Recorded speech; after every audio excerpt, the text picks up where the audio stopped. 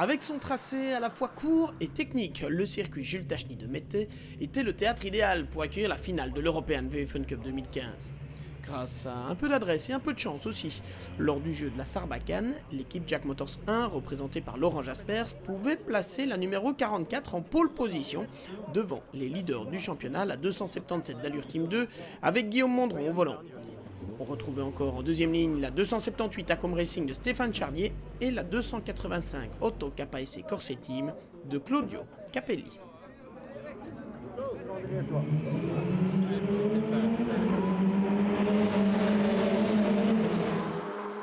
Au départ, Laurent Jaspers conservait dans un premier temps le leadership. Mais c'est Frédéric Verwisch, déjà auteur du meilleur temps d'ailleurs durant les essais qualificatifs et parti depuis la troisième ligne de la grille de départ, qui bouclait le premier tour en tête. Verwisch emmenait derrière lui Guillaume Mondron, Laurent Jaspers et Martin Le Burton au volant de la numéro 59 AC Motorsport 1 Quick.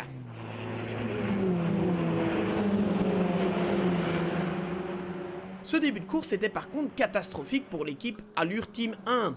Après quelques tours seulement, Lorenzo Doniaco s'engouffrait dans la pit lane, cardan déboîté.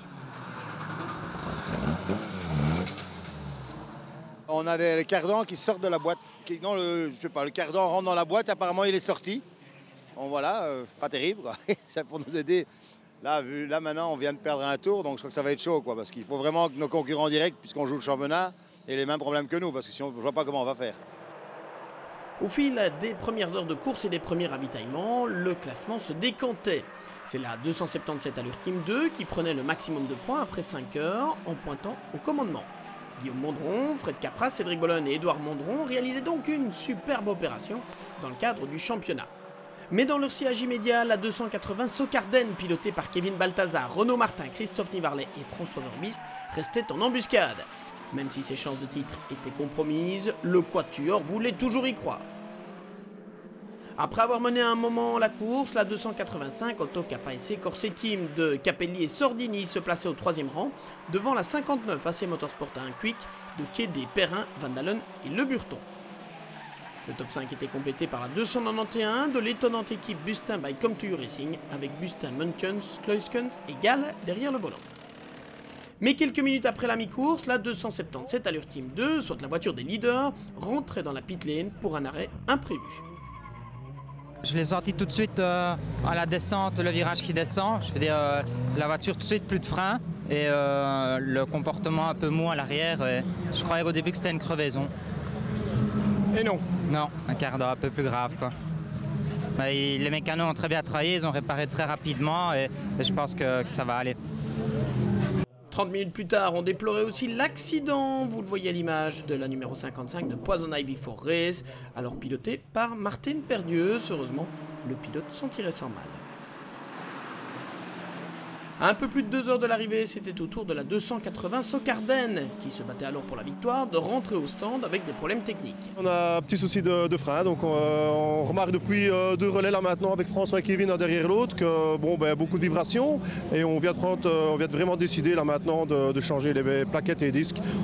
Voilà, on a pris la décision là maintenant. Le championnat est en jeu, on ne vise pas spécialement maintenant ici la première, deuxième ou troisième, on a assuré le championnat. Donc voilà un petit peu pourquoi on les a changés là maintenant.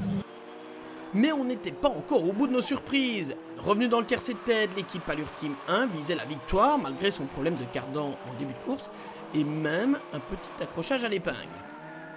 Mais à moins de 2 heures de l'arrivée, Fred Bouvy rentrait au stand pour une séance de mécanique. J'ai pas vu grand chose parce que je suis descendu de la voiture, j'ai juste eu le temps de regarder le classement, l'écran, on était P1, donc le plus dur a été fait, on venait quand même de l'enfer puisqu'on était 33e ce matin après un début de course difficile et Fred s'est fait toucher en fait juste en sortant, il s'est fait accrocher par une voiture et voilà, on a cassé le moyeu à l'avant et bon bah voilà, il faut tout refaire mais je pense que ce sera, maintenant je pense qu'on joue plus le championnat en fait, enfin on joue que le championnat, il faut absolument qu'on finisse la course et puis bah tant pis pour le résultat de celle-ci. Malgré cet incident, l'équipe Allure Team 1 prenait la 3e place finale du championnat. En terminant 6e à Mettey, le quatuor Balthazar, Martin, Nivarlet, Verbist offrait à l'équipe Socarden une fantastique médaille d'argent dans l'European VF1 Cup. La 5e position de cette épreuve revenait à la 19 du Colson Racing, Crosseg Racens et Jackman, les champions 2014, terminant cette fois dans le top 5 du classement final.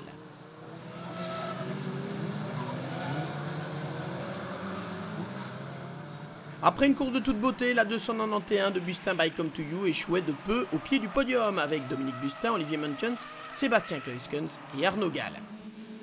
Partie de la pole position, l'équipe Jack Motors 1 de Defraon, Jaspers Nulens, montait sur le podium. Ils n'ont certes pas gagné, mais ils avaient toutes les raisons de faire la fête après l'arrivée impressionnante tout au long de la saison. Cédric Bollon, Fred Capras et Guillaume Mondron, rejoints par Édouard Mondron pour ses 10 heures de métais, ont terminé à la 2e place.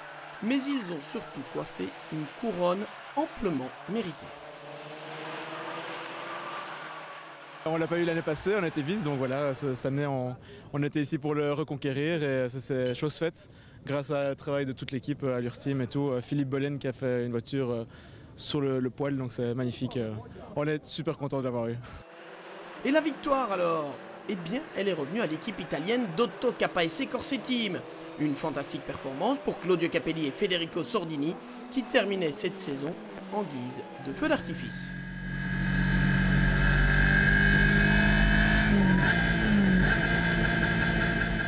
C'est fantastique ça, nous ne pensions pas ça. Le team a travaillé beaucoup, mon copain, vieni qua. Mon copain, good driver, very good driver, all is gone good.